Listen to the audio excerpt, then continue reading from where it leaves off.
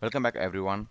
So in the last video we have discussed how we are going to install Python and what are the important things under the Python programming language. So in this video we are going to see how we are going to start coding, okay, and what kind of IDE I'm going to use it. Okay, so since I have installed Python on my machine, I have a inbuilt IDE within Python itself. So I'm going to that is we called as ideal idle. Okay, so go to your Windows and try to start type idle. So you need to choose whether 64-bit or 34-bit. If you're using 64-bit machine, go for the 64-bit, and if it's not, go for 32. I'm going to 64.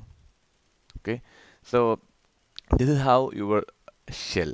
This particular window is called a shell console actually. Okay, so this is where you're going to type all your commands and your programming stuff here. Okay, so maximize it. Initially when you open it, it might be looks different also. So if you want to modify the content size or text size, so what do you simply need to do is go to option and configure idle. Here you can modify so your font face and text type and what is the font size, everything you can modify it here. Okay, so and here you can have some additional option also which is not needed for now. Okay, so if you want to see what is going on there, just go to all the tabs and see and make some changes and go back to the idea and see what the changes is happening. Okay, so for example, so you if you want to change the font size, choose the font face means what is the font style, and then you need to choose what is the size if you want to display in your screen. You can use 20 or 22. If it is 22, it will be a bit easier to see the big screens. Okay, so I'm going to apply it here and click OK. So this is good. Okay, so the first step is done. So I have an ID for writing my shell script.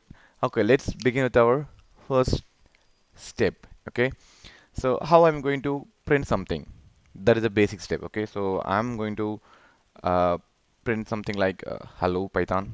Okay, what happened?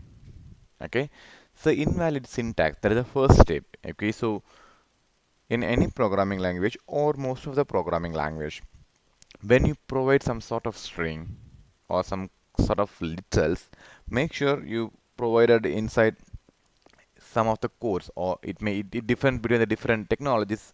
It might be single quotes or double quotes or something else also. Okay, so let's do this.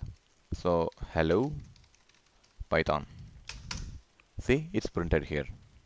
Okay, so and another thing is Python has the format options. If you write something in a invalid way, it will show up some different color because the string has to be shown in green color. That is a predefined. Okay, for example, if you the first time when I'm typing it here, it's showing black, that means it's wrong. So if you're typing something inside the codes, it will be in a green color that shows you're doing it in a proper way. Okay, so I just printed a value. What else I can do? So you can do whatever you want here. Okay, so 1 plus 1, what is 1 plus 1? 2. And what is 5 divided by 2? And what is 10 minus 5?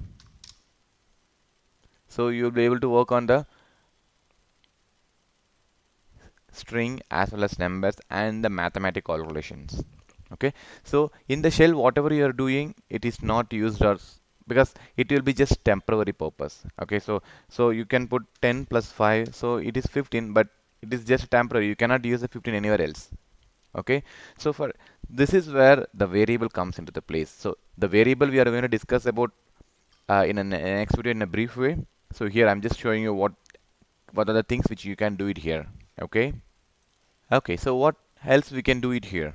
Okay, since we started working on a Python script, Python have a really good documentation where the developer can go and refer some of the modules or what is the existing functionality and how to use it and what are the predefined methods and how we can use that. Okay, so you can simply click F1 or you can go to help and you can go to the Python docs. Here you can see all the instructions. So what is new in Python 3.5, this particular version, and installing Python modules, and all the library reference and language preference and Python predefined APIs. So you can find all the links here. Okay, so while going to the other videos, I'll show you some of the libraries and what is the use of it and how to make use of a Python document as a developer. So everything you're going to cover in the upcoming video. Okay, just give it some random stuff, try to type something and print something, calculate something, and try to do some other operations here. But everything is a temporary from the shell's perspective here. So let's see how I'm going to store my data into some variables and I'm going to use it in the further process. Okay, let's see it in the other next video. Thank you guys. Just give it a try and let me know if you guys have any clarifications. Thank you.